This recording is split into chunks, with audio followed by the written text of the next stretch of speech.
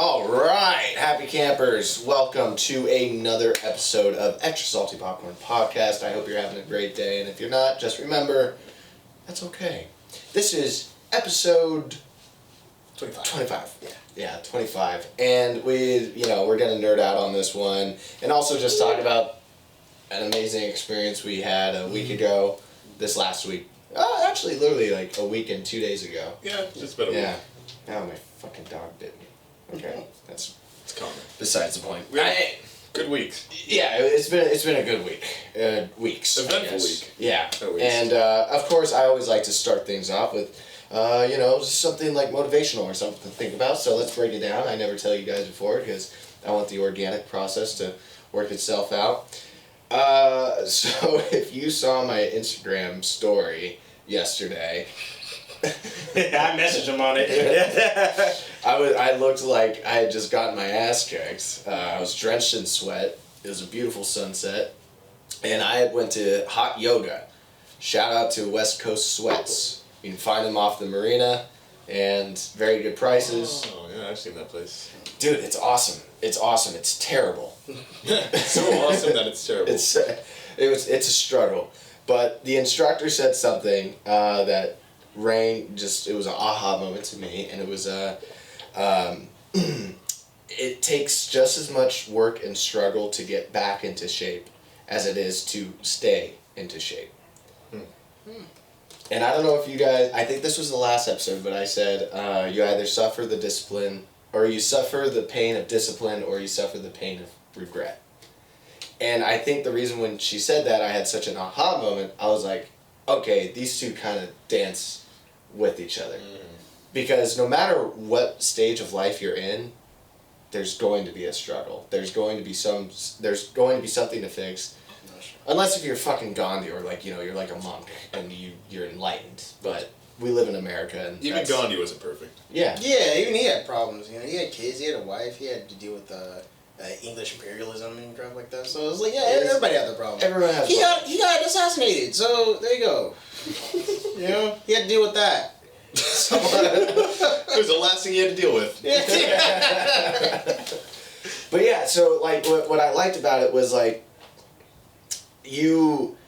don't be the person that has to lose 20 pounds. Be the person that never misses a workout. It's a simple mindset change. And it's what do you identify with? Are you someone that's chasing after a goal only to get there and then fall back to old patterns that got you to that place of wanting that goal in the first place? Or are you the person that's just nope, this is actually who I am, and it doesn't matter, goal or no goal, this is who I am, and I'm going to continually just do this because I don't miss a fucking workout. I like that, because like you were saying, if you could be that person that loses the 20 pounds but then just fall back in old habits. As long as you never miss the workout, then you'll never fully fall into the old bad habits. So yeah. I like that. That's what it that's what it, as I was drowning in a pool of my own sorrow, sweat, and gasping for air. The problem with hot yoga is when you're literally... It's too hot. It's hot. They're hot.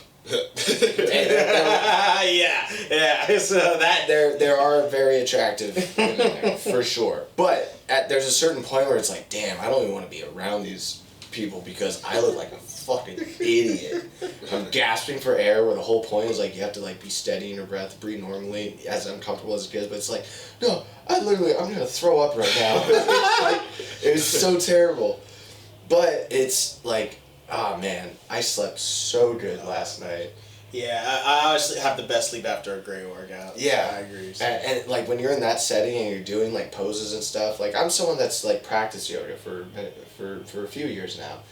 I've never been so uncomfortable, and I was having full blown panic attacks. It was not good. But the outcome, I'm gonna keep going because I want to get better. I want to get stronger. I want to get used to that uncomfortability because I know the benefit it can have. I'm just curious, since it's hot in there and everybody's sweating, does it stink? No, surprisingly no. I was curious. Do they have oil diffusers going on? I think there's not really a scent in there besides just heat.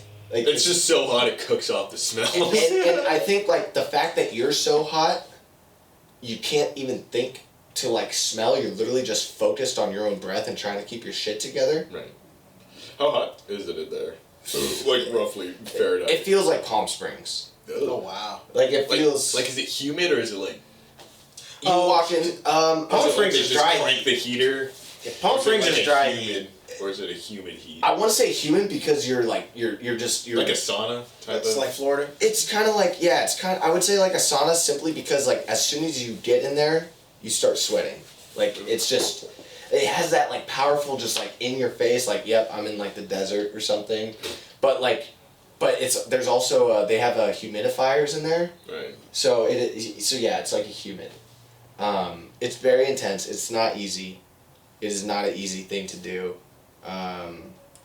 but I'm happy that I've had the experience because anxiety and depression, they're real fucking things, and I think this is like a perfect place to like put all that, like up front and like just kind of face it, even if you don't win. I didn't take yesterday as a win because there's like poses I simply had to like back out of and like catch my breath and just like down water, but as you're catching your breath, like you can't escape the heat, so it's so it's hard to get that relief, I guess. There's no relief. Like once you start, like even like in the beginning, like the first fucking like pose you do, like it's just like, oh wow, I'm already drenched. Like, and there's an hour of this. Oh. There's 58 more minutes of this. Oh, man.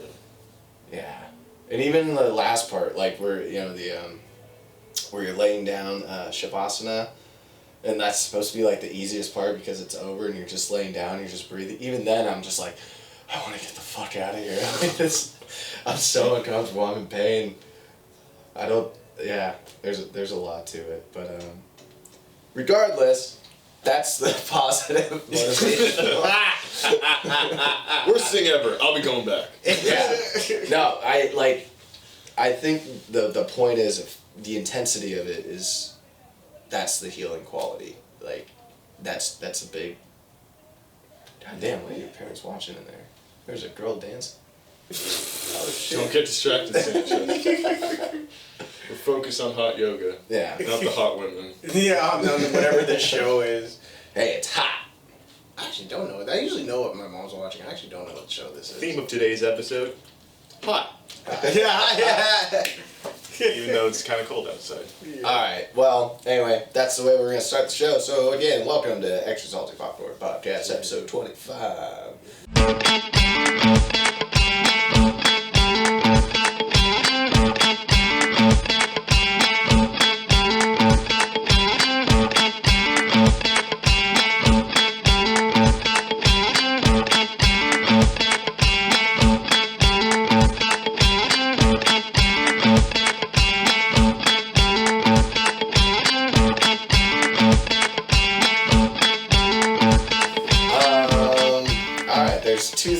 Two main things we can either start with.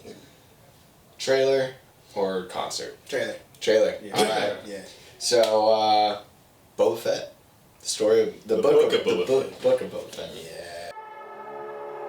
Speak freely.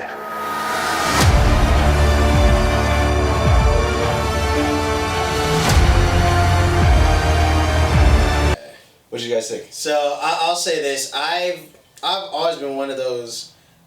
Why does everybody care so much about Boba Fett? I was always that guy. I was like, what's the big deal? He looks awesome.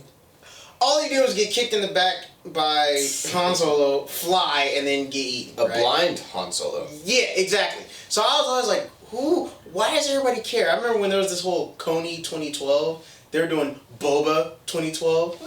What? Yeah. Why? Why is he so important? Because he looks awesome. Now that I've seen him in Mandalorian and I've seen the trailer for this new show, I'm so hyped for Boba Fett. I'm like, I get it now. I get it now. This character is awesome. It's going to be so awesome. I like that he's going to start the whole crew, but based off of respect as opposed to Fear. Fear, yeah. Which, when he first said, we're not going to do it fear, I'm like, wait, is he going to be like a good guy? And he's like, no, we're doing it off of respect. I'm like, no, he's still a boss, still a bad boy. I like that. So, Yeah, I'm super hype. I'm just happy to have another Star Wars show. I'm glad Mandalorian's not the only one anymore. Yes. I do feel Mandalorian's the best thing to happen since the original trilogy. And if we get more shows like that out there that are as good as Mandalorian, but as far as like you mean as far as like a cinematic experience, because there's been some boss ass video games that have been absolutely incredible. Oh, that's true. Since the original. Yeah, in my opinion, if you ask me what's the best video game you've ever played in your life, I still think it's Star Wars Battlefront 2. So yeah, there you go. And I played Super Mario Brothers. I played Street Fighter. I played some of the greatest video games of all time. That's the best. That one has had the biggest effect on my life. Did you guys ever play Bounty Hunter, the Jango Fett Star Wars video game? Yeah, and I think it was PlayStation 2. It was PS2. It was PlayStation 2 because I remember when that game came out. Tony Hawk Pro Skater 2 came out same year, and he was a unlockable character in the game. Yeah, so that's because of that game came out at the same time. So dude, that game was super fun. Yeah, I never beat it, but I like played it a little bit. And you end up fighting Ventress. Oh yeah, the chick with the 2 sabers. Yeah, Asajj Ventress. Yeah, and it's super scary because you're Jango Fett. This bitch has 2 lightsabers. She's jumping all over the place. Yeah, she's a. Yeah.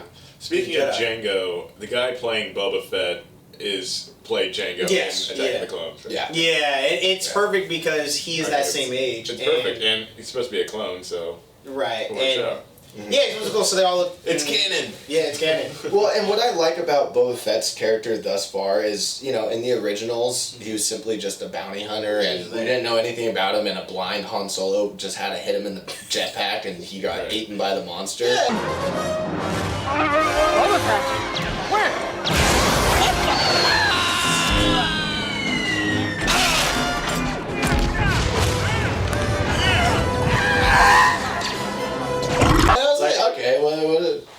Besides the fact that he looks awesome, which he does. He does look awesome. I'm not going to deny that. He looks awesome. I feel like that's where most of the fandom just came from, was the fact that this dude's just really cool. He's just really cool. Okay. But a rocket on his back. That's true. Yeah, but the fact that they were able to take his character and have such an important, vital role, like the reason why he's there is because of the entire clone army. Like his father, Jango Fett, was the sperm donor, basically, to the entire clone army. Is that how clones are made? I don't know. That's a lot of jerking. Dang, golly, that's work. Can I get a break, please? Yeah, we're on 3,862. How many more? 1,756,309. I see him like. Where are the Twi'leks at? There you go. I need some help. I always picture we were at the Orange County Fair and we saw the cows and maybe you didn't see them, but there's the cows and they have the tubes connected to the udders. Oh, right. And they're milking. That's like how I imagine Jango Fett laying down with the magazine just. Oh my God. Just puffing like milk. That's what I imagine. This episode is also rated R for explicit content. I think we're getting a little off track. This is how we start. So the book of Boba Fett. This is the book.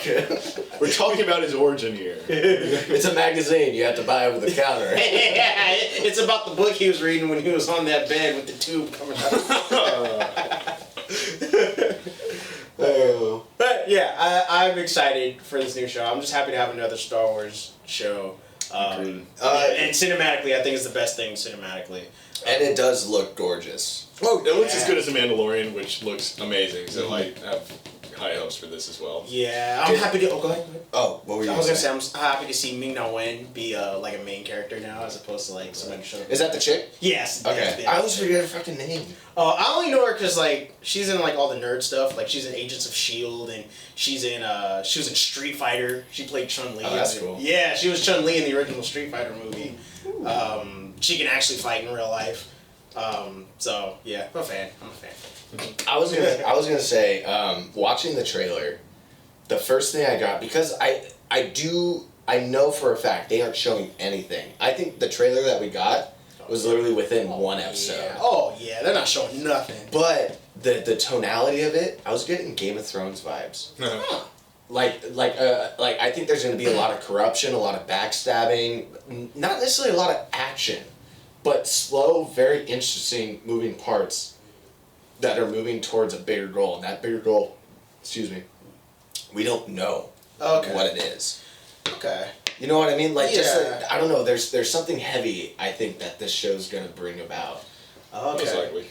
Yeah, because what I got mob vibes. I got like this is gonna be Right. Like a gangster story. Yeah, this is gonna be Star Wars: The Sopranos.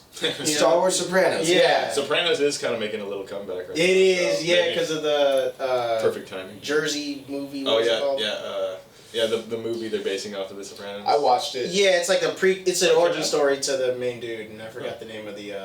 Yeah, it's on HBO Max. Yeah. Have you seen what's Sopranos though? I actually no. I don't think you have to, because it's an origin story. It's the prequel. It's prequel, yeah. So I feel like I would have appreciated it more if I had seen The There Sopranos. were probably like nods to the show in the movie that you probably didn't catch on to. Yeah. Yeah. And I know the son of the main character is the main character in Sopranos. I know that for sure. But I didn't care for the movie. The son of Gandolfini, I forget his name, but Yeah, I didn't care for the I didn't care for it. Like I mean there's good parts in it, but I don't know. Maybe because the fact I didn't see The Sopranos. maybe. Yeah, that might have been. But like It's no Scorsese. no. Dude, Scorsese knows how to do Baby fucking- Scorsese. Baby Scorsese, yeah. What was the character's name? I forgot. Soprano. It was Soprano. I forgot his first name. That's what I was trying to figure out. Wait, Gandolfini or like the actual character's name? The character. Tony? Tony Soprano? Is it Tony Soprano? Yeah. Maybe. That sounds right. That's simple. Tony enough. Soprano. It sounds gangster. Yeah. Yeah, that's pretty Sounds gangster. monster. But Yeah, I got the impression that Boba Fett is that guy. And he's running a mob family. Well, not biological family, but running a gang. And there's other gangs that want to either fight him or do business with him. And he has to circumvent that gang world. Because that's kind of what's going on now. All the bad guys are now going underground. And it looks like he wants to be in charge of that. So I'm all for it. Yeah. well, he's like, I love what the last line of the trailer is like, go ahead, speak freely. Yeah. You know, it's like, oh, there is. Okay. Do we know when in the timeline of Star Wars this is taking place? Oh yeah, it's right after Mandalorian. Okay. And Mandalorian was right after Return of the Jedi. So that's basically how it is. So I have a theory that Actually, no, that makes sense because Boba had his helmet in that, so. yeah, and the cutscene after the season finale of Mandalorian. Yeah, They- the after credit scene. Yeah, they take the. I almost forgot about that. Yeah, the after credit Actually, scene. yeah. It's And it says Book of Boba Fett coming to. Oh, yeah. yeah. But yeah, I think this is going to. I think it's going to tie into somehow, like like some sort of syndicate that is like preparing for the First Order or something. Like there's going to be it's going to be its own story, but there's going to be things set up like Tie-ins to the pre-sequel movies. yeah, like it has to. Yeah, because I will say this Mandalorian did a great job of referencing both the original trilogy and the prequel trilogy. Mm-hmm. I think they did a great job of referencing both, letting you know that yes, all of those movies happened, and this character was affected by each individual movie, damn Yeah. near. So I was happy to see that. But what I didn't see was a lot of references of what's to come in the sequel trilogy. Like, except maybe the cloning tubes. Yes, That's the only thing that might be. But people could be like, well, they had cloning tubes in the prequels, which is also true. So I don't know if there's been a reference, but the fact that I had to think about it means there isn't enough, or there isn't much. Mm-hmm. So for those who are fans of the sequel trilogy, I'm curious to see if Wherever you are. Yeah, wherever. Wherever you are. I like to think that maybe Boba Fett might set up for that. But maybe they won't. I feel like they've kind of done a good job of ignoring the sequel trilogy because everybody's been bashing it so hard. Well, it's just so divisive. Yeah, it's very divisive. It's just corporate. It's corporate Star Wars. There's nothing organic about it. Like, I did feel like the prequels were toy commercials. Yeah, that makes sense. Yeah, 100%. I work in the toy company. Yeah, so you know. I can tell you 100%. We have insider. Yeah, you see on the inside. I am the mole. Yeah, we have a sting. But yeah, I do feel that like that works great for Power Rangers, but I don't think that should work for Star Wars. No, because Star Wars, like, it's besides it being just a blockbuster, and it's just there's something that touches the hearts of and the imagination of not only young but old. You know, like it captures just the fantastic awe of. And that's why it's perfect for marketing. And that's yep. I'll say this: the original Star Wars didn't have a toy line, so I think that kind of speaks to what Star Wars is supposed to be, as opposed to what it has become once it got bought out by the mouse. Well, they did have they did have a toy line once it was a success. Yeah, but originally they didn't have a toy line. Like, I'm pretty sure they probably had toys. I'll look there. If you look at it, it's a action figures, like these small little like. It's a fun fact. When Star Wars first came out, it didn't have a toy line.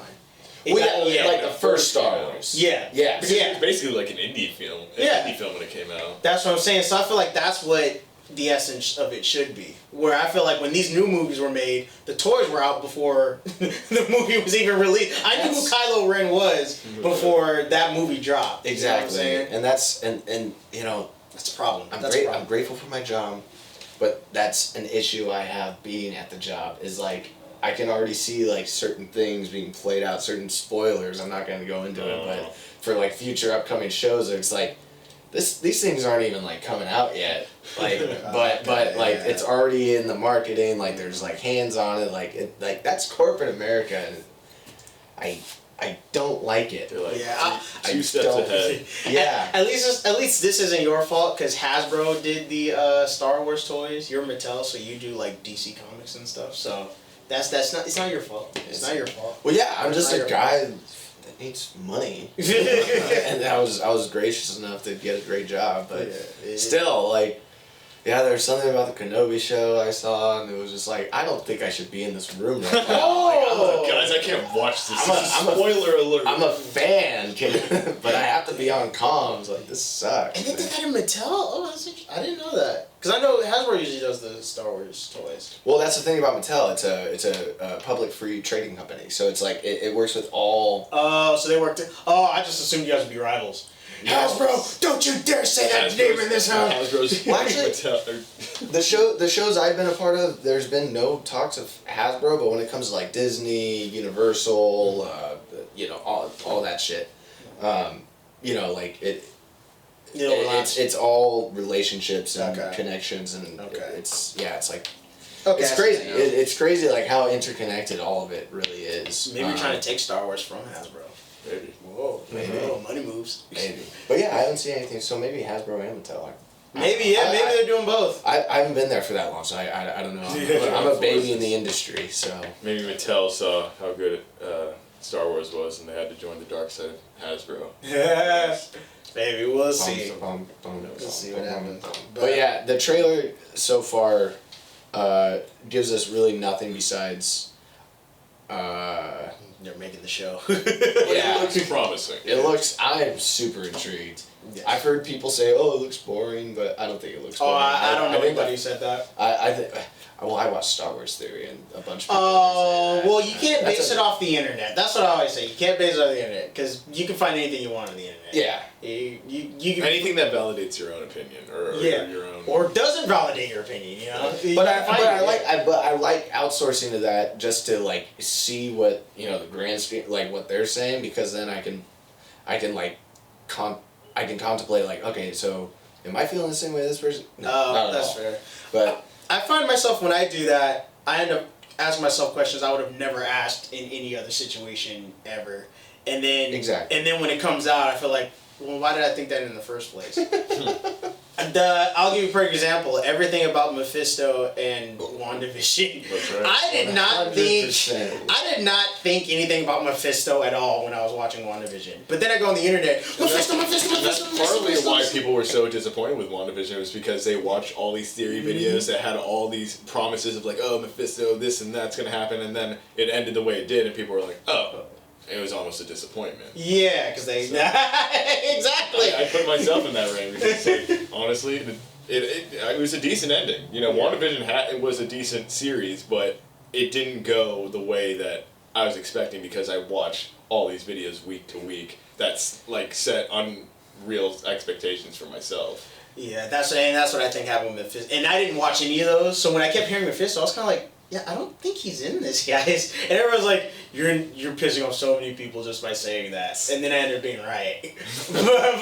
but here's the thing, though. In our case, for that circumstance, it makes sense because we're not well versed in, you know, the comic. Yeah, like the history of it. Like, that's fair. When it comes to Star Wars, that's fair. Like you know that. I know that. Yeah. I know that. And if something comes up that I've never thought about, oh, that's fair. then it's like, oh, okay, that's interesting. But I still have my own take on it. That's but fair. when it comes to like Marvel and stuff, like all the little details and whatnot, like you and Cameron.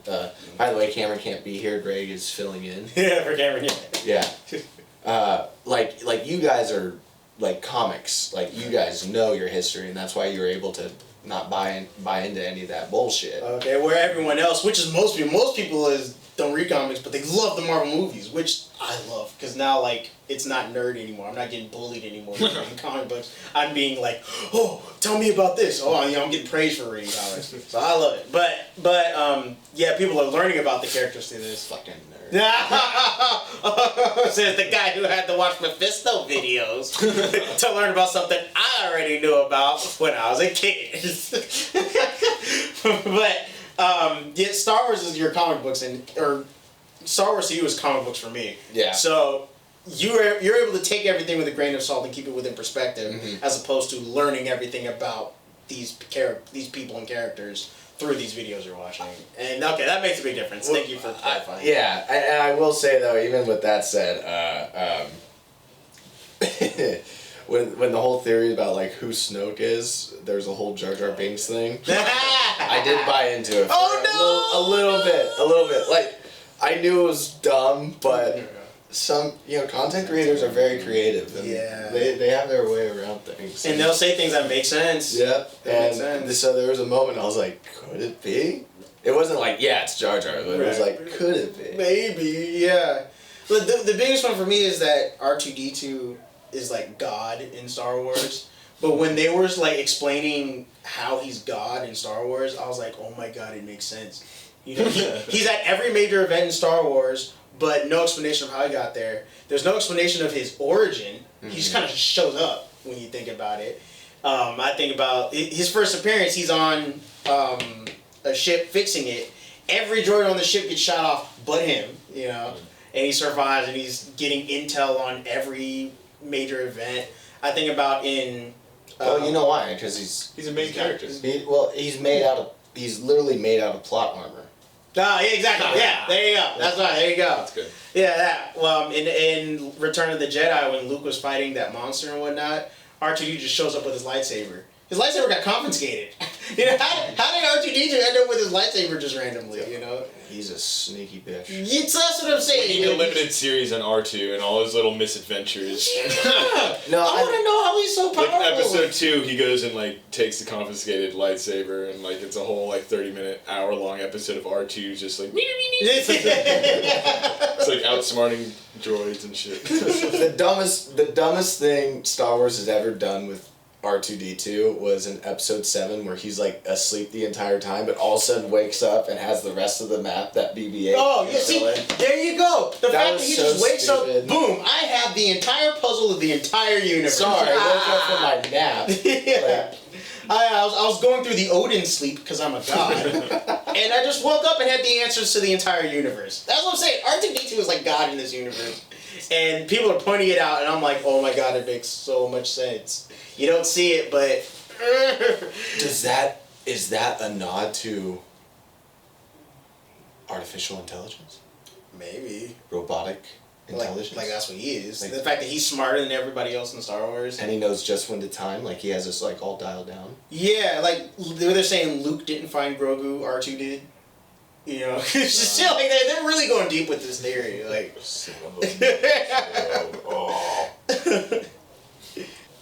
yeah, R2D2, tin can, son of a bitch. Godlike tin can. yeah, he's the most powerful person in Star Wars apparently. Droid. Droid. Well, no, like being, like just anything, like nothing more powerful than him because apparently he just has an answer for everything. So yeah. Do you think we'll ever see R2 like just take one and just die? No. He's too powerful. They're not gonna kill R2. He's too powerful. Every single release Star Wars has, R2D2 can do something else. That's very true. I do agree. He serves a purpose in every movie. Every movie. Yeah. Like, I mean, Revenge of the Sith, he literally knows how to kill droids on his own.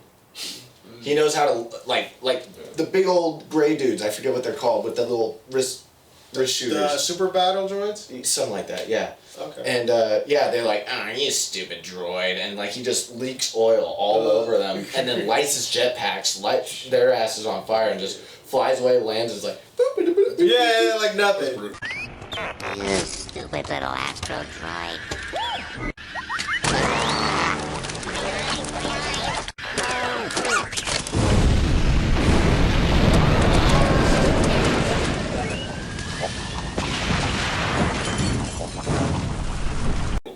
Like, dude. Yeah, R2D2's a badass. And he knows how to talk a little bit more and more. Mm-hmm. Oh. Yeah. He's learning English. So he is artificial intelligence. Yeah, that's true. In the form of Star Wars. Yeah. See, with C-3PO, we know how he's built. Anakin built him. Yeah, Anakin built him. Yeah, exactly. Because he's not God. We know his origin. You know, he's in theory Luke's brother. Yeah. In a weird way. Yeah, kind of. Oh, yeah. Yeah, think about it. He's kind of Luke's brother. But yeah, I mean, heck, if R2 was born, I'm sorry, C-3PO was born without a mom.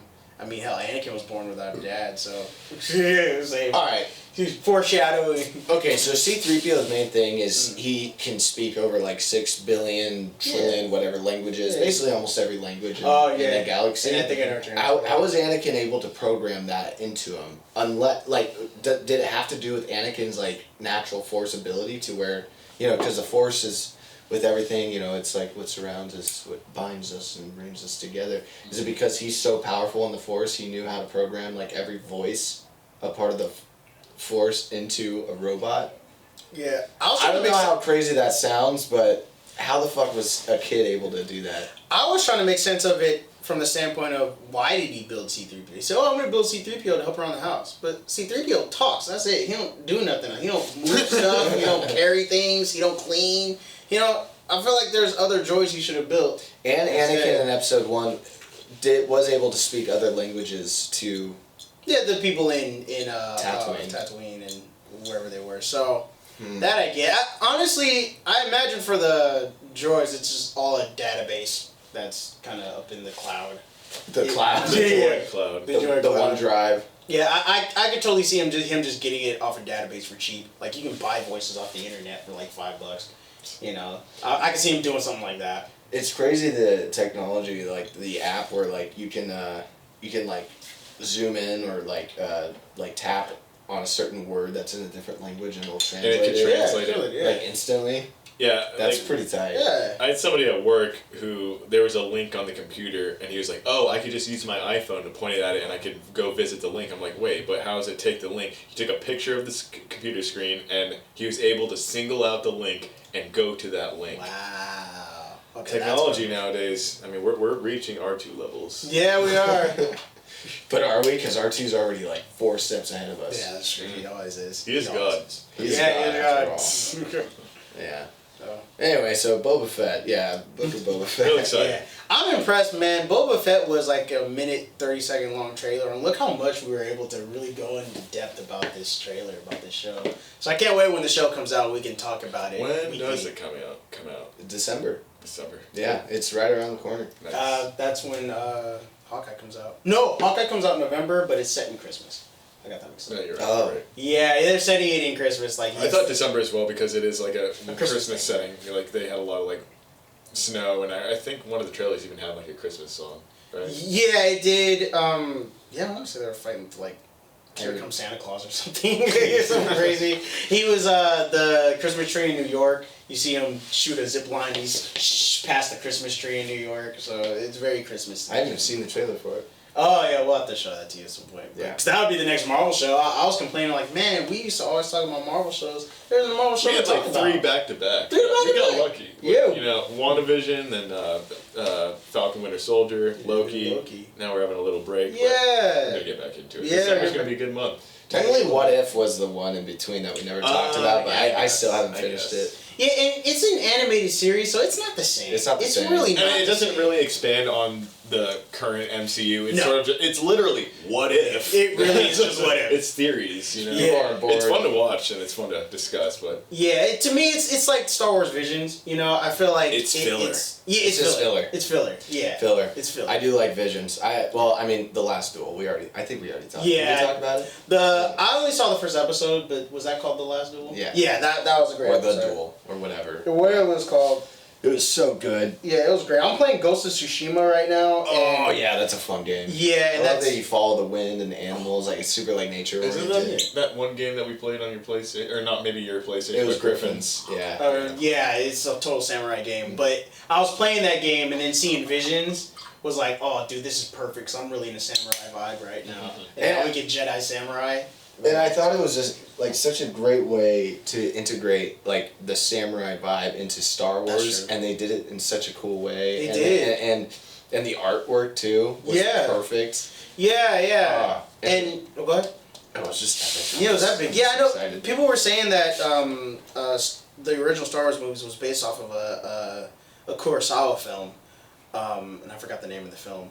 But to see, it almost felt like it came full circle with this Visions thing, because the Visions was a samurai Jedi thing, and Star Wars was based on a samurai movie. So it's like, yeah, it came all the way back around. So I thought that was cool. That's awesome. Yeah, I'll put the name of the movie when I look it up later down at the bottom. Editor's note. Yes, exactly. I wanted to talk about the lightsaber though, because it was sheathed. Yeah. It wasn't like a. It was a. You know, people were saying that the lightsaber was broken, so he had to make a sheath that's to funny. cover it. Yeah, it couldn't go back down, so he had to make a sheath for it. So I wonder if the holder of the blade was made out of Oh, Beskar or Beskar steel. Beskar, yeah. Maybe, yeah. Since Because now it we know it can't can run reflect it. Yeah. That'd be expensive though to have a whole ass sheath made out of Beskar, because Beskar is supposed to be fucking like The top metal, the armor. like gold, platinum. Yeah. Like vibranium. Expensive. it's Star Wars. Goes back to vibranium. Marvel. It's But, Star Wars yeah. vibranium, yeah. But I do feel, you know, if anybody could steal it, it could be that Sith dude. You know, because he is a Sith, he's not a Jedi. So. But to me, he was a Sith. But he's hunting Sith now because he's like, nah, this is wrong. I think he stole the Death Star while he was a Sith. Yeah. And he was using his sheath as a Jedi, but now he's not. Or sorry, as a Sith. Now he's not a Sith and he's hunting Sith. It already happened after he'd already made the sheath out of Beskar. So that's my It's explanation. such a for cool it. story. Yeah, it like, is. Star Wars. I would love to see them expand on it. I would love to see that. Yeah, give us like just a limited series on that, like a 6-episode series of this dude just going through the galaxy or this planet. Yeah, You I'd know? watch that. I'd watch a Mandalorian type show with him Mhm. in it. You know, but getting ahead of myself, thought that was cool. But One of my favorite characters, in like the actual cinematic Star Wars universe was the character in Rogue One, the blind monk guy. Oh right, yeah. Oh yeah. I'm with the Force and the Force is with me. Like that guy was so cool. Yeah, Donnie Yen's character. Yeah. I should know his name. And I love the actor. He's Yeah. awesome. Oh, he's a boss, man. Yeah. Oh my gosh. He's so tight. But then like I don't know, like even though he couldn't use the Force, he still was with it, and Yeah. and like And the Force was with him. yes. Yeah, it sounds like he didn't have midi-chlorians, but the midi-chlorians nearby were like, hey, you're cool, man. We'll look out for you. Yeah, at least for a little bit. Everybody died in that movie anyways. Spoilers, everyone died. Literally everyone died. That movie came out like 6 years ago, Yeah, I so know. you should. That's not a spoiler at that point. But yeah, everybody. I think a spoiler is within the first 4 months of release. Yeah, I agree. But To be yeah, fair. after it's been this long, nah. Yeah. But yeah, everybody died, then even him. All right. Well, that's our conversation about Book of Boba Fett. Yeah. I hope you guys are excited about it as we are. Yeah, We're gonna segue here. We so good. 20 minutes, yeah. So Okay. Cool. So last Tuesday, October 26th. Oh, yeah. Us three plus not Greg but Cameron, he was there with us, and my mother. We went to the Greek Theater and saw one of my favorite bands currently, Greta Van Fleet. I believe we have talked about this band before We on have. this podcast. We absolutely have. But now we actually all got to see them in the flesh. I've seen them before in 2019, but now my great friends got to experience them. And yeah, they did not fucking disappoint whatsoever. It was absolutely Excellent. incredible. I want to get your guys' scoop on this because I'll nerd out about it. Yeah, so I'm so happy I got to see them live. This band was very interesting to me because I first heard about them through a video game. Actually, a couple. They had a song called Safari Song, and it was played in MLB The Show, and it was played in Forza Horizon. Oh wow, I didn't know. Yeah. So hearing that song in both those games, I was like, yo, this song is lit. Like, and of course, everybody says the same thing when they hear this band. Wow, it sounds like Led Zeppelin. Mm-hmm. That's what this sounds like. It Led Zeppelin. sounds like classic rock, is what it sounds like. Yeah. I mean, it's a heavy Led Zeppelin tone, but overall influence. The lead singer sounds like. They sound similar. I think that's what I'm trying to get It's at. the guitar riffs and the tonality of the singer. Yeah, and the the singing very high pitched. Yeah. Especially their their older stuff like Safari Song. Like it has a very heavy Led Zeppelin like influence. Highway Tune is very Led Zeppelin based. Right. Yeah. And so I was listening to that and ended up playing it to my dad. I was like, Dad, you gotta hear this because my dad's a huge Zeppelin fan. So he played it for him, and Mom was there too, and we were listening to it. He was like, oh yeah, this is good. And then rabbit hole, when you play a song on YouTube, it jumps to the next one. We're like 5 songs in deep, and me and my parents are just rocking out to this. I was like, all right, I'm messes with this band now. And then I come to find out that you guys, or especially you, are like diehard fans. I was like, oh sweet, I thought this was just something that I just kind of discovered, and then that'd be it. But hearing that you guys are huge fans, I was like, great, I can listen to these guys on the regular. Weren't you like I remember we were going somewhere and I was like, hey, have you heard of this band Greta Van Fleet? And you're like, damn it, I wanted to show you them. I had originally heard of Greta Van Fleet. I kind of forget how I first heard of it, but I knew it was like this, like, oh, this sounds like Led Zeppelin. And then I looked up their songs and was like, oh, wow, they really do sound like Led Zeppelin. Oh, wait, but they're really good. Oh, I gotta show this to my buddy Zach. I know he loves classic rock, and I know he'll love this. But then I kind of forgot about it. And then so later on, Zach brings it up, like, oh, have you heard of Greta Van Fleet? And I was like, ah! I didn't get to show it to him first, but regardless. Yeah, I learned about them. I used to drive for Uber, and these 2 dudes I was taking to a club, they were just talking about it. Like, I'm just driving, they're just kind of chatting. And they mentioned Led Zeppelin, and my family and I were huge Zeppelin fans. Yeah. And I was like, wait, hold on, what'd you guys say? Not to interrupt. And they're like, oh yeah, this band, Greta Van Fleet. I'm like, Greta, what? Yeah. What? What? They're like, dude, they're this young band. They sound just like Zeppelin. They're kick-ass. And I was like, okay. So I went home that night. I typed it in for the best of like the spelling I could do. I spelled it completely wrong. Oops. I didn't even have the spaces in the right places. And then Highway Tune came on, and it was like, right when Josh starts screaming, just like right when he starts singing, I'm like, oh shit, yeah, wow, that sounds a lot like Robert Plant. That's crazy. And I wasn't even like hooked then. I was like, okay, that's cool. And then it was We were going to Vegas. We were going to Vegas, and it was early in the morning, like 5 in the morning. Sun was just barely peeking out. We're on the freeway. We're on the freeway. Traffic was pretty open. Yeah, we're just cruising, and I'm just in like a headspace where I'm not really thinking about anything. I'm just kind of. We were all tired. We weren't talking. We were just trying to drive to Vegas very early. We all got up at like 4 in the morning or whatever, 5 when we left, and So I just put on some tunes, just some road tunes, just so we can get our heads right and just start this road trip all the way across state. And Black Smoke Rising was a song that came on. Either I put it on or maybe you recommend. I don't remember. I put it on because I was like, I haven't listened to these guys, and like I think we had just had a conversation the night prior or something. Maybe. And I put on Black Smoke Rising, and I never really listened to the lyrics of like any of the songs I had listened to before, and I'm a big lyrics person. Like, yeah, there's a certain vibe or sound that I can vibe to, but once I hear the words, or like that really forms the expression of what is being told. And I was listening to the lyrics and I just fell in love. I was like, that's exactly how I feel. Like, that's exactly how I see the world. Like, and I was like, holy shit. So these guys are not only capturing the sound of my favorite era of music that I wasn't even alive to experience, but that was just like dawned on me. Yeah. But like they not only capture that sound, but they're also able to authenticate the expression and the feeling of the age of now, and bring it to a whole new light. I was hooked. Like it was that drive, it was that song.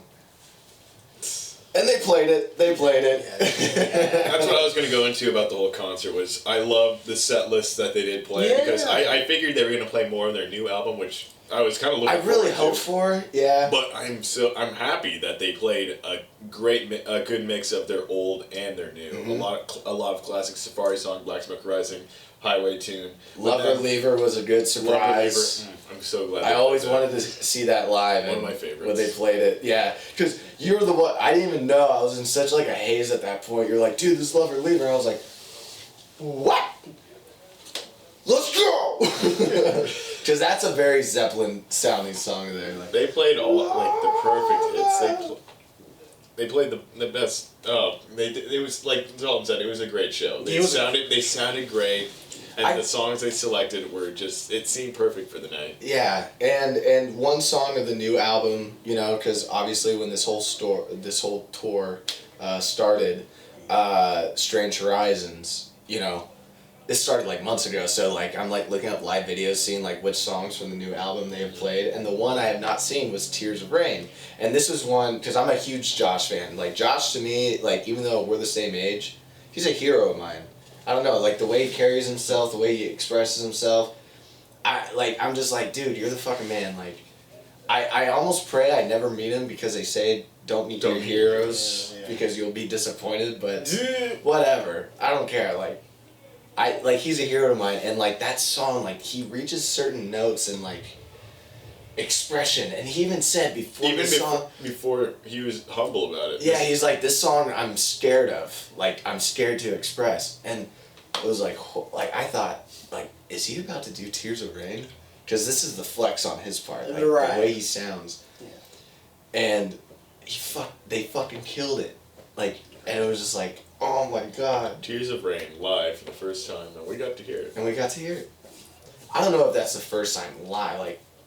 I don't know. Live in front of an audience, at least. I think so. Yeah. Record, I mean. And they sounded amazing. Agreed. Absolutely amazing. And yeah, there's like Caravel was badass. I wasn't expecting Caravel, but they played it, and I was happy they did. I mean, there are a few songs I wish they played, but the songs that we did get. Satisfying enough to the point where I left there was no disappointment in my life. There wasn't like, oh, I wish they played like, of course there was maybe like, oh, maybe they could have played this, but it's like, god, the songs we did get, I'm so glad I got to hear Black Smoke. I'm so glad I got to hear Safari song Highway Tune, and I wouldn't have wanted to replace it with whatever, because it was my first time seeing Gretta, and so I got the full Greta Van Fleet experience. We all did. I mean, Zach had seen him before, so I got a taste. Yeah. So that's why maybe Zach was a little hoping for like some of the more newer stuff, but there's 3 songs I would have really liked to see from the new album because I had seen them before, and the songs they did, like the songs from their older stuff, I have seen live multiple times.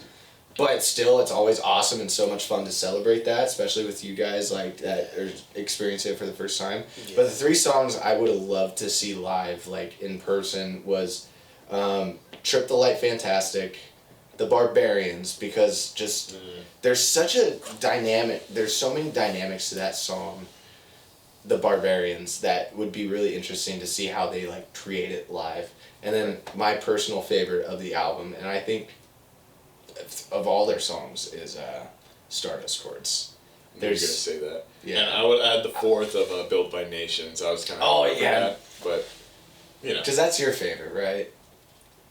Yeah, I'd lean towards it. Yeah. Yeah, but besides that, like, still such a great show.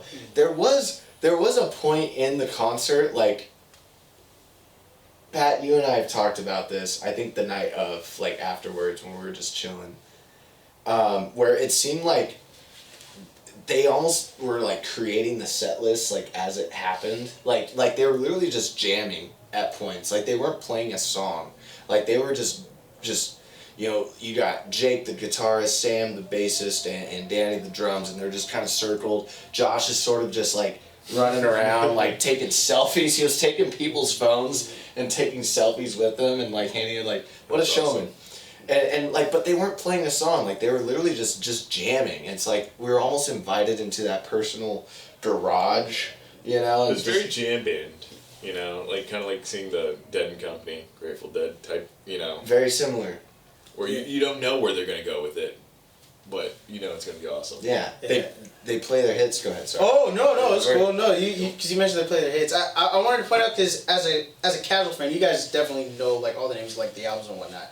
I didn't. I was very much a casual fan coming in. But as a casual fan, they played every song that I knew that I wanted to hear. So that's why I was happy. They played Safari song. Would have never heard of them if I hadn't heard that song. Yeah. Would have never if it wasn't for that in the video games. That's how I learned music, is video games.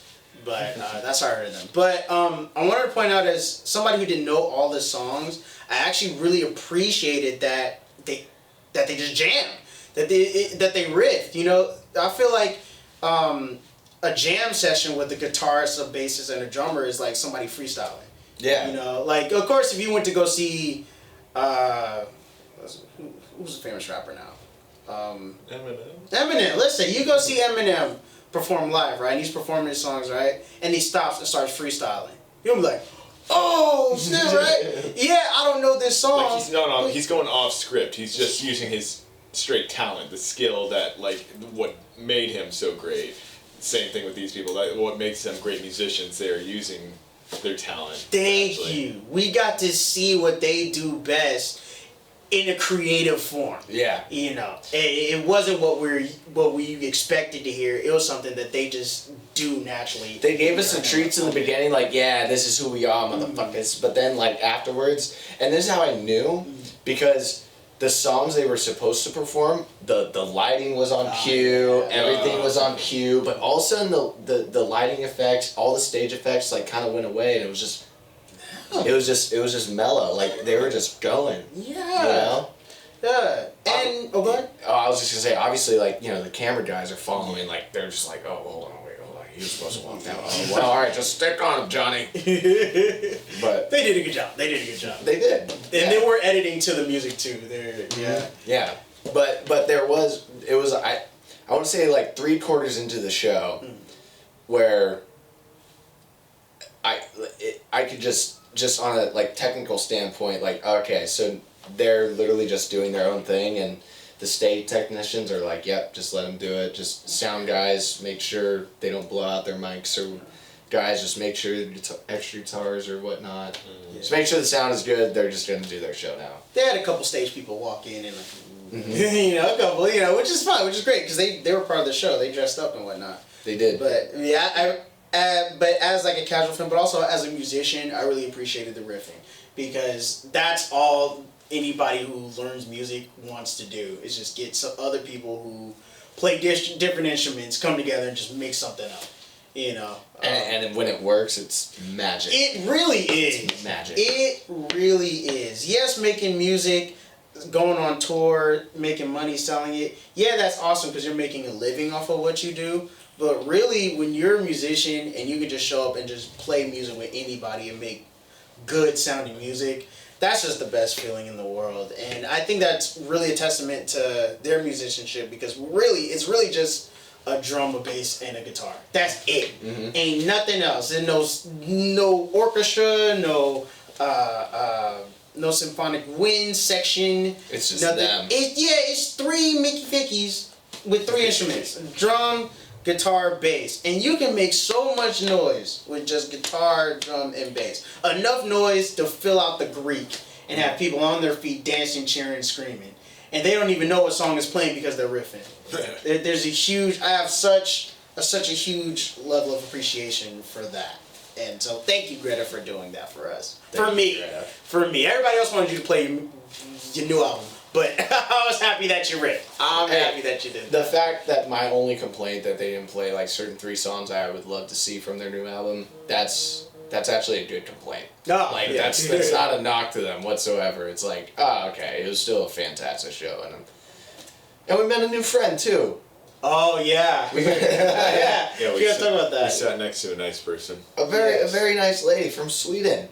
Yeah. Yeah, she's there by herself, and she happened to be there, and she was rocking out with us, and she's a new friend of ours. Yeah, so that's awesome. That's the other thing I like about concerts is that music brings us together. Yeah, I always leave a concert meeting somebody new that I keep in contact with and see again. Yeah. That's what I like about concerts, and that's kind of what happened here. So yeah, hello Amanda. Hi. Hi Amanda. Yeah. I got to point something out. I thought it was funny.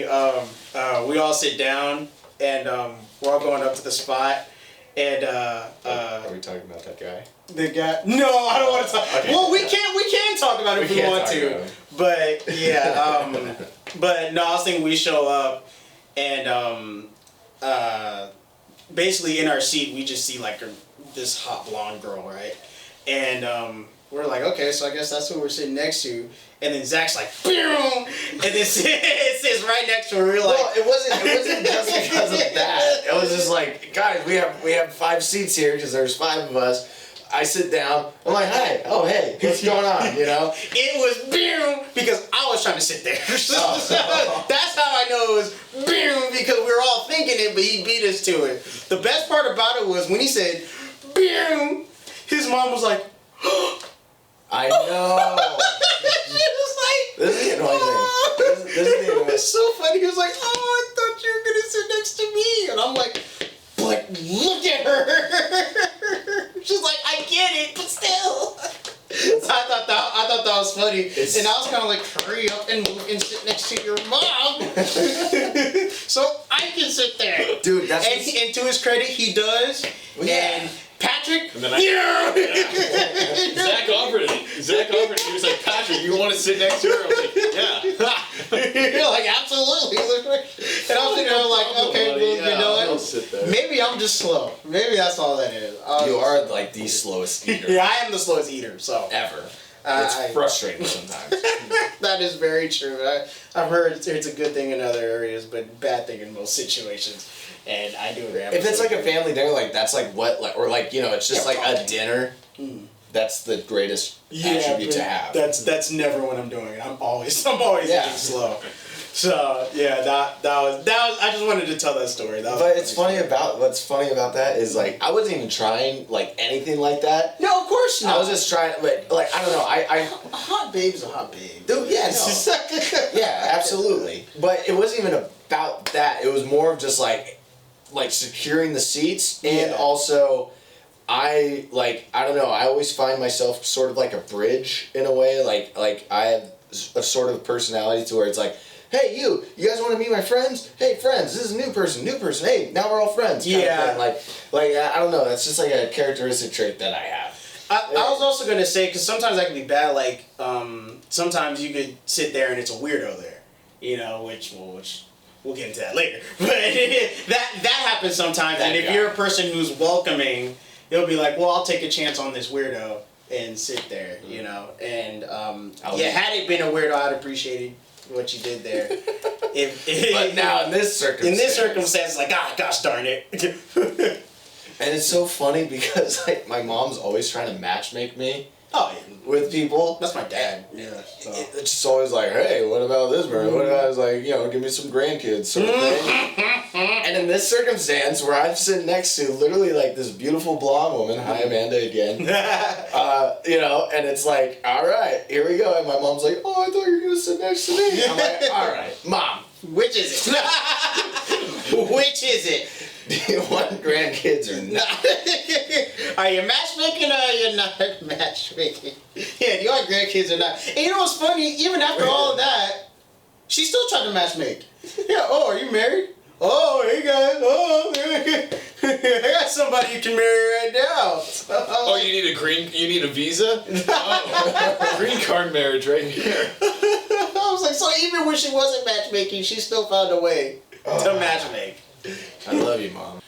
But yeah, so the concert was just great. Gretta was great. But Yeah. then even their openers, they had 2 openers, and even they blew the roof off, even though it was an outdoor venue. It was still That's why it was an outdoor great venue. openers, amazing openers. We had Devin Gilfillian with his band, but like he's just labeled as Devin Gilfillian. He's the main course, and then we have the Marcus King band.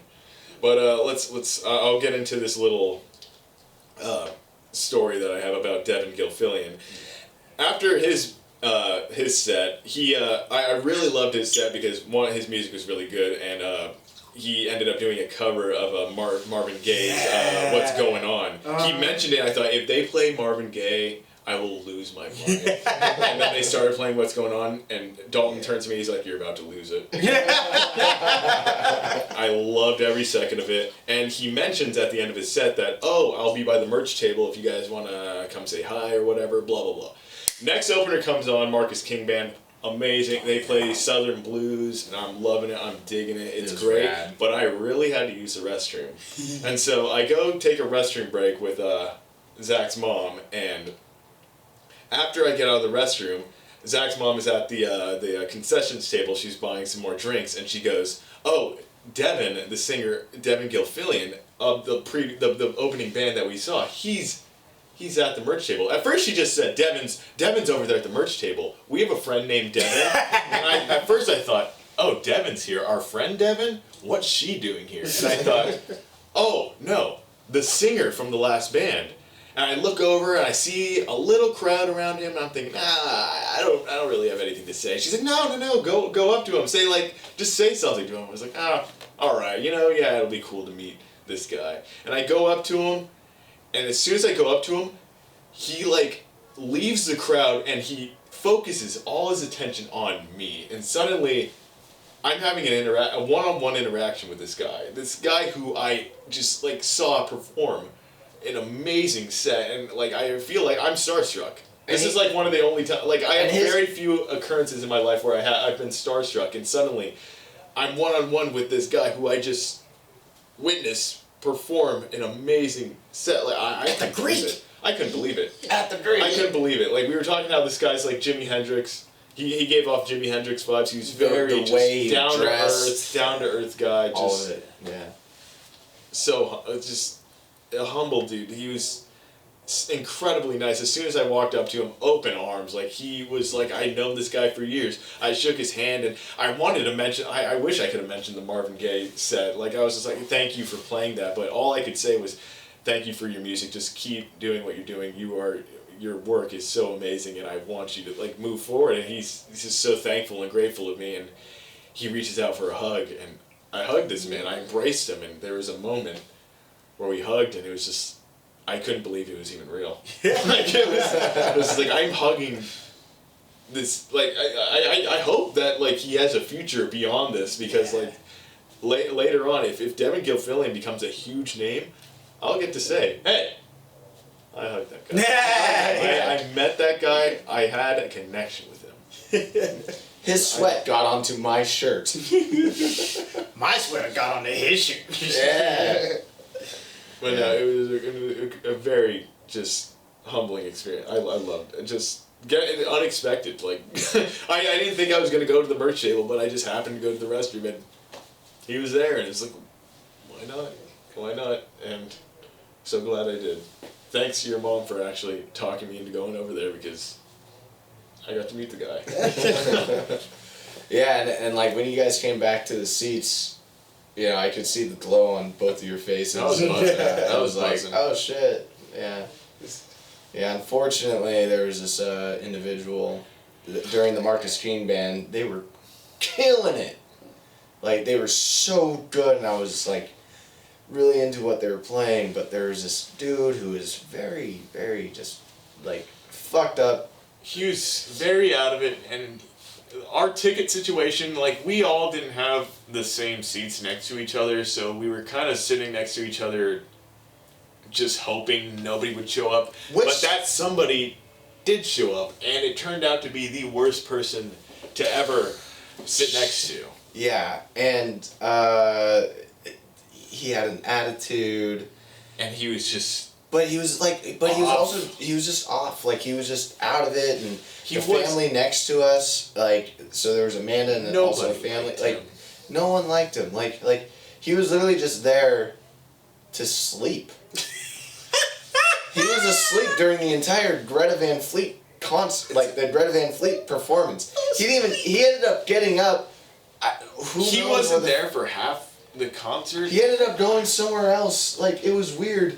It was so weird. But it angered me because I was enjoying this band, and all of a sudden this guy came through, sat in the seat where you were sitting when you and my mom were gone, and I was like, ah, shit, he has a ticket. Okay, well, Like, you can't boot him out. But can't boot him out. Like, yeah, it's your seat, but it's like, also, you're not even there for the same reason that the hundreds of other thousands of people are there for. Like, and there's also the entire row behind us. There's like 10 seats just empty. Yeah.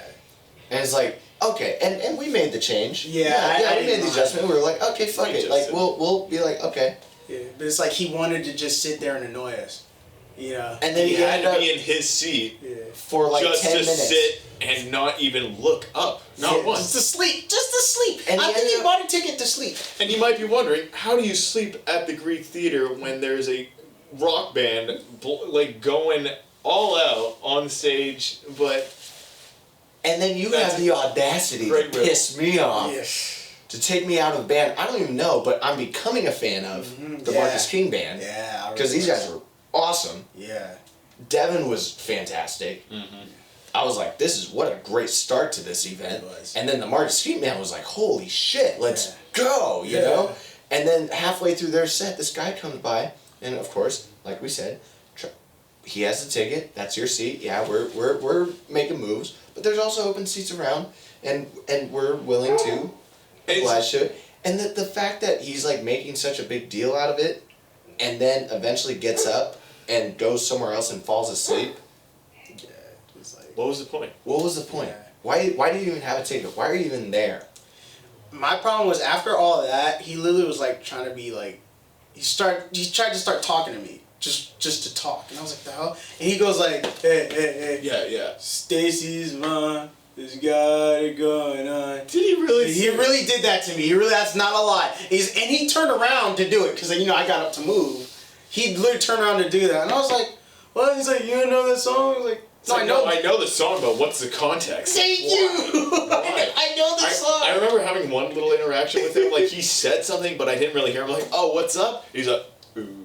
Like, I don't even know. I was like, all right, but I already had, like, you guys had already told me this guy had, like, a weird vibe, and I was just like, oh, okay. Yeah, you just I was ignored like, him. all right. And we knew it wasn't just us because, like I said, the family next to Amanda, like the dad, like It was he was the sitting next to whole the thing. daughter or something, like Yeah. 'cause you were closer to them, and like the dad was like, "Hey, you sit right Switch. here, I'm Yeah, gonna sit right switch. here." Yeah, And when he finally got up, when he finally got up, I was like, hey, is he coming back? And the dude was like, man, I hope not.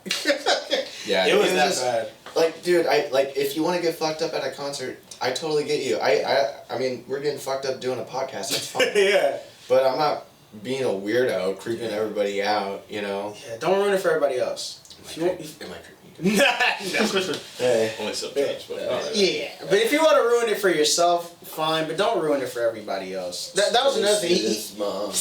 Yeah, dude. Got it. And so I start talking to Cameron. He turns back around. Hey, so I don't really like Snoop Dogg. What are you telling me this for? He's like, yeah, and I don't like Vince Staples either. What? And I was like, yeah, and I was stupid enough to answer. I was like, Well, you're a nice guy. apparently. I was like, well, I'm from Long Beach, so I like both of those guys. And then he goes, 311 is better than Sublime. And I'm like, Cameron, start talking to me. Cameron, start talking to me. Yeah. And Cameron started talking to me, and I ignored him for the rest of the night. But he was still a problem there. He just became someone else's problem. And that, he really tried to ruin the night for us. He really tried to, but he didn't. He did not. He didn't. Because as soon as Greta came on, it was just like... It was too loud to care, and he was just sat down, slumped in his seat, sleeping, assumingly, whatever he was doing. But Where did he even end end up sitting?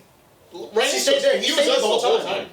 He got up to go probably do more drugs, and then came back and slept. Or I didn't whatever, see but him. either way, he was mainly just like slunked in his seat. That's why we didn't see him, because we were all standing up, we were all grooving. It's like, oh, Greta's on, but this dude was just like Greg. He literally like Greg. Yeah, but at least Greg has, you know... At least Greg's a fucking dummy. That's his excuse. This guy, he was a human being and he was being a dummy. I was like, I mean, hey, prayers out to you. I hope you're doing well. I mean, I don't. That's him. Well, he ruined my experience. Yeah. No. You only ruined the second half of the Marcus King Band set for me because I had to focus on you That's true. for no real... Like, if like, you're like just a lone wolf like Amanda was, like, Yeah. and this was your seat, Yeah.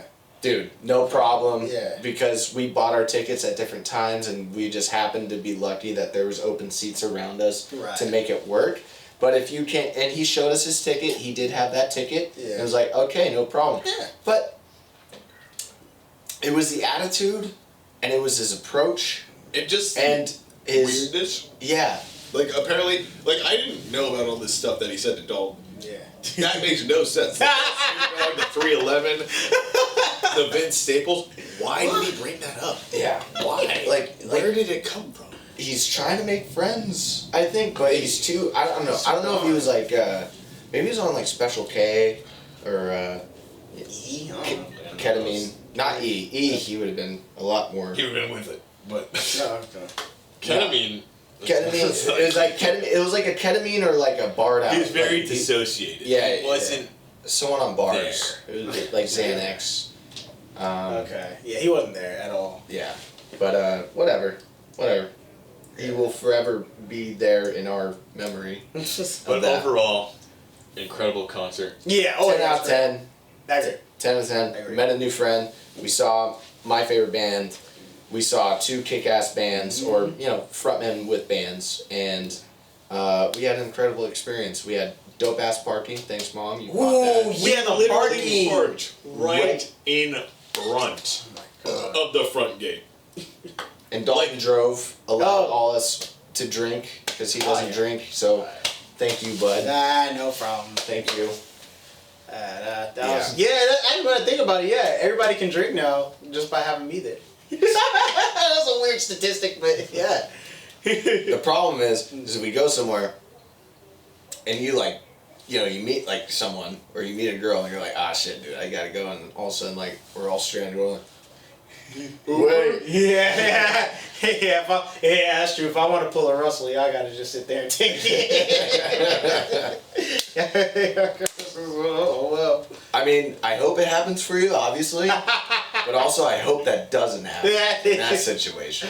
I will not inconvenience anyone for in that would pursuit of suck. something else. Yeah, I would 50 not miles do that. outside of our city. Yeah. Yeah, exactly. If it's like a 10 to 15 But if we're mile down the radius, block, you Uber. do it, dude. We'll Uber. Well, we'll cross that bridge when we get there. That's right. if we get there. No, we will. So We will. Okay, We I will. know. Come on, let's have some confidence That's true. here. That's true. When we get there. Yeah. All right. Well, anyway, let's segue. So this weekend we're gonna go see Nick Kroll in San Diego. Very excited. The only issue is we miss out on some other big events. Big fights. Big fights. I'm a fight fan. On both ends of the spectrum. Yeah. Of UFC And boxing. and boxing. So boxing, we got Canelo Alvarez versus Caleb Sweet Hands Plant. Ooh. And the big thing about this is history being made. There's never been once a unified super middleweight champion. Ooh. That means a super middleweight with all the belts at one time. Oh, wow. This is history.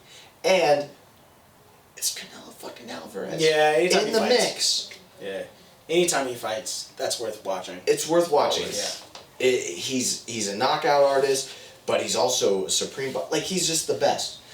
But also the fact that there's actual history that's going to go down in the books. It's going to go down in the Hall of Fame. Whoever takes this, I think it's Canelo Alvarez. But still, like, I wish I could see it, live, or at least like live in the moment. And then we have this stacked ass UFC card. I had completely forgot about. Kamaru Usman and Colby Covington are rematching. The sequel. It's the sequel, and the first fight was so much fun. The second fight, I think, is going to be even more savage or conversational. I don't know. And it's not only that fight, but the two fights that are preceding it. That's true, yeah. We got Thud Rose and Wang Lee. Is that her name? Whaley. Wei Lee. Yeah. That, I missed that one. The first one. And I am in love with Thud Rose. You got Like, two she is sequels. so attractive. Like, to me, she is queen. Like, I will bow down to her feet. I will kiss her toes. She's so cute, but so badass at the same time. But she's like a stand-up person. She knows exactly what to say. Like, Thud Rose. Yeah. Yeah, you're a 10. You're a 10. You haven't figured that apart. She's my unicorn. She's my, like, she... Oh, a 10 hot, 10 crazy, she's the unicorn zone? Okay. Exactly. She's in the... Yeah. Okay, yeah. And then we got Justin Gaichi fighting Michael Chandler, and that's just going to be a... Dude. Yeah. It's either going to be a very quick knockout, which I do not think Right. will happen. I think this is going to be a very intense brawl. Right. Unfortunately, I don't get to watch any of that. Yeah, you're doing this instead. Well, not live. I plan on watching all those fights later. Yes. I plan on watching them all. But yeah, we won't be seeing them live unless There is the a... Kroll performance ends early and we sneak out to a bar. We'll see. But yeah, we'll see what happens. But yeah, I'm really excited for these fights because this is like the ultimate rematches of great fights. Yes. It's not like these rematches were blowouts or anything. These rematches are of some of the greatest fights within the past couple years. So I'm really excited to see that for that. Mm-hmm. Also, too, I don't like Covington, so I'd really like to see Kamaru Usman just break his jaw again. that'd be Dude, satisfying. I watched some of the press conference Oh, for before this I fight got coming here. up? Oh, Yeah, boy. their final press conference. How is it compared to the other one? The other one, they were just Same thing. Same thing. But this Oh, one, Lord. this one was even more cringy. Oh, it was more cringy. Yeah. Oh. When it came to Usman and Covington? yeah, dude, Colby is so cringy, dude. He's Yeah. so cringy, but Usman feeds into it and becomes cringe himself. Oh, God. Like, it's just like, it's so bad, and they just keep going, and the insults. It's like a WWE match. Yeah, that's how I feel. Like, there's no real context. It's just like there's a difference. Like when it's like Khabib and McGregor, like when they're talking shit, there's like real fucking fire there. Like not only they're trying to sell a show, but you could tell like they're they're digging at each other. Like there's something like inside your stomach that's just like, oh, this is blood. Like, this is dark. Like this doesn't even make sense. Like one of these guys, most likely McGregor, are mentally unhealthy. Like this is just not good. This one, they're trying to go there, but it's such a show. It's such a front. It is okay. Like it's laughable. It's funny. The last one I felt real. at least from Usman's standpoint, it felt real. Usman, yes. From Usman is more, to me, is more the real fighter. Or real... when he's talking, yes. he means it. Yeah, Covington, I felt like he just created a character, literally like WWE. I think he created a character and blew it out of proportion to sell himself. And he really tried to. Yeah, he had to. Because they were going to kick him from the UFC because he wasn't interesting enough. So he literally created this facade. Yeah, this facade. And it worked. It did. It worked. And that's why he's had... Honestly, I think fortunately, because the first fight, I mean, even though Colby is he's like this fake. Yeah. He's showing this fake character. Mm-hmm. That fucking guy can fight. He can fight. I can't deny. You cannot deny the toughness and the ability. Yeah, he can that fight. he has, and that's why the first fight was fucking awesome to watch. Yeah, that's true. He was fighting with a broken jaw, so. He fought for an entire round with it. Yeah. Something like that. Yeah, he was fighting with a broken jaw, so I will give him that. He can fight. I cannot deny that. Yeah. I just find the facade is so annoying. Yeah. And I feel bad that that's what he felt like he had to do in order to be famous, but he's right. It worked. It worked. It literally worked. Yeah, I just feel like I thought now that it's been exposed, he might back off, but it sounds like it's not the case. And no, why would he? I find that annoying. Well, because it didn't work. It didn't work. But it almost did because it was a very competitive fight. It was competitive. It was a very competitive. I think after Usman broke his jaw, then it was pretty clear who the winner was. But even though it was a TKO. You know, even after he broke his jaw, he then still finished him. So that's why I feel like, okay, maybe the first rounds I'll give you it was back and forth, but it was pretty, like halfway through it was pretty clear who the winner was, even before the fight was finished. So that's why I felt like. But even the round he got finished, he came out and still did some good work. Yeah, he put some damage in. Yeah, I'll give him that. Yeah, no, dude, it was a great scrap. Yeah, I do agree. It was a great scrap. It was a great fight. It was a great fight, and that's why it's like, damn it. Yeah. I have an open pad. I got two fucking pay-per-views. Yeah. This is what we do, but now you know what? Instead, we're not gonna do that. We're gonna go to San Diego and watch Nick Kroll. I'm cool with that because I haven't done something like that in a long time. I've watched a lot of fights, particularly the UFC Fight Nights. Man, those are just on ESPN Plus. I've been watching those all the time. So I'm good. I've seen fights, So I'm okay if I miss one for a brand new experience. Exactly. And that's where Russell. That's where the whole convincing came in. Like that's we're doing something different. Yeah. Because that's literally what he said. He's like, yeah, but we've done that, and I'm like. He's right. You can't. You're right. You're right. You're right. We've had so many times where it's been like open pad, amazing fight. Oh yeah, let's do it. Let's do that at Russell's house recently. And yes, this is another amazing card on both UFC boxing ends, but it's like we've got another good thing going. So it's an experience. Like we're all going to go to San Diego. Yeah, hearing you guys be like, we're off camera, we were talking about San Diego, and I was talking about the Gaslamp District and Old Town and things like that. I've never been to San Diego. Oh, see, I didn't know that. I didn't know you never been to San Diego. Times. I have family in San Diego. Yeah. I've been 3 or 4 times as a kid. Yeah, you went as a kid. Yeah. So this will be like a new experience just going to San Diego, period. So that's going to be cool, and I'm happy to show that to you guys. So I go every year for San Diego Comic-Con, so I know the city. And next time you fucking go, can you invite me? I can. But I will say this: getting tickets is almost impossible. Because it's a big. Yeah, they sell out. It's almost. It's Comic-Con. Yeah, it's the biggest one in the world. The Comic-Con. Yeah. How much are tickets? It's like EDC Las Vegas. It's the rave. Yeah, the tickets are the Comic-Con. They're affordable. They're like double digits. Not quite triple digits. Double? Oh, that's fine. Yeah, that's fine. Yeah, that's doable. I was expecting triple. Yeah, no, they're like double, but you have to put yourself in a lobby, and then maybe they take you. Like a waiting list. Like a waiting list. Maybe they take you, maybe they don't. Nowadays, you want to go to Comic-Con, you got to get a hookup. You got to know somebody who works there, and that's how I went the past few years. Yeah. My dad sold a motorcycle to a guy who worked at the ticket booth, and he got us in. Dad doesn't sell motorcycles anymore, so I don't know if we got that hookup. So that's what I'm saying. I don't know if I can get you guys. What would you dress up as? I've dressed up Flash. I was gonna say Flash. Flash, that would be cool. He's one of my favorites. Last person I dressed up for Comic-Con was Static Shock. That's tight. Yeah, that's tight. Wow. That was the last person I dressed up as. Man, that show. Yo, yeah, I love that show. The dude, he would like morph into like objects. The villain, I think.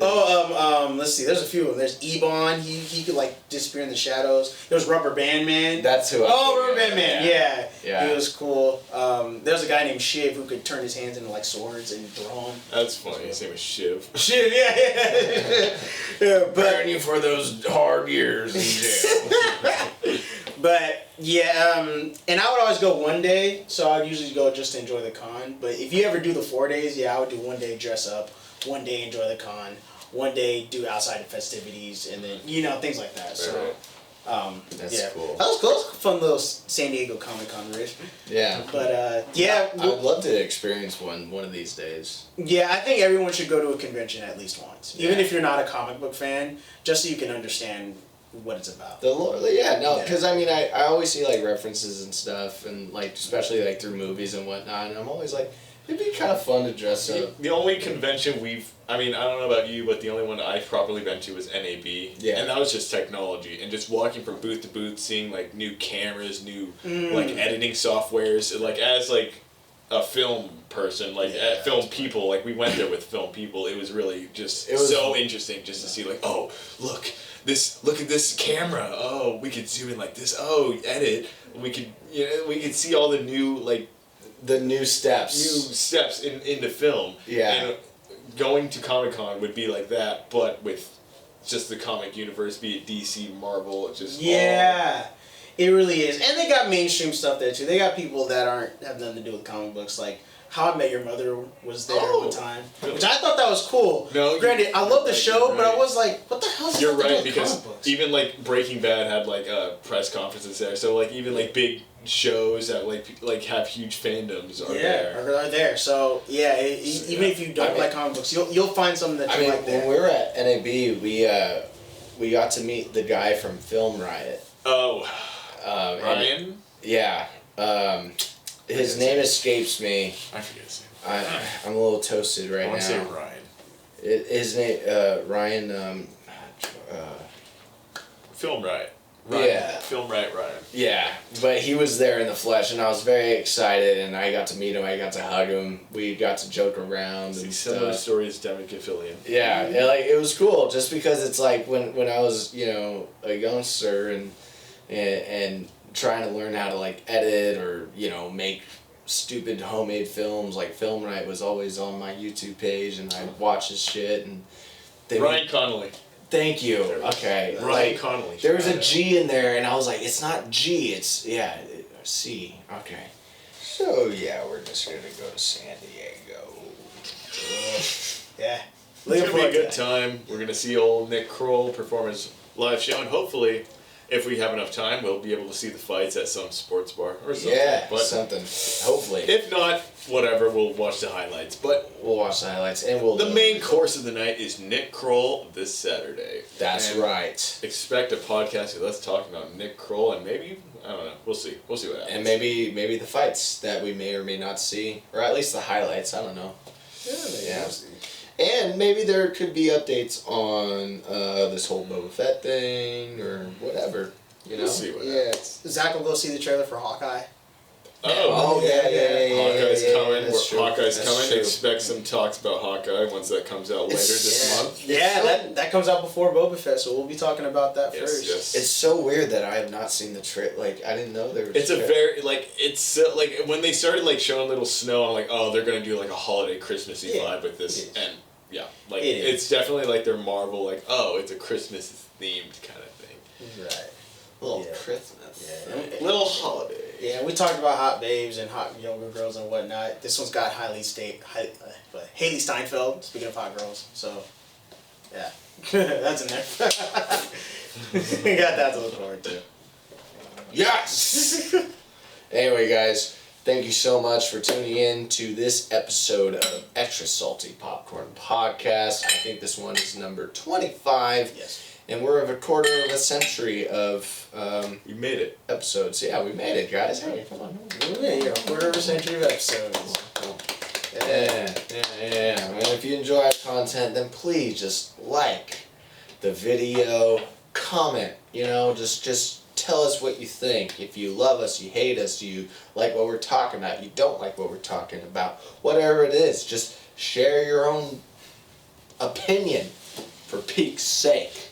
We're using a lot of hand gestures. And the very last thing what we're going to do is subscribe. Subscribe. Subscribe. Subscribe. Subscribe. Subscribe. Subscribe. Subscribe. Subscribe. Subscribe. Subscribe. You bitch. Subscribe. Subscribe. Boom! There you have it. All right. Bye.